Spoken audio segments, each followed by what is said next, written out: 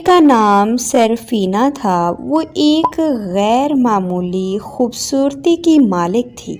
उसके बाल चांद की चांदनी के रंग के थे और आंखें सितारों की तरह चमकती थी।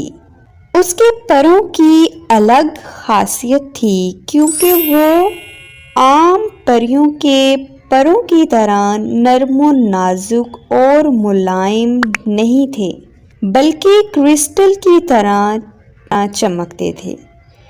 सरफीना का काम दुनिया के लोगों को ख्वाब लाना था। वो हर रात जब दुनिया ऊँगती थी, चांद की नरम टिक की रहनुमाई से अपने सफ़र पर निकल पड़ती।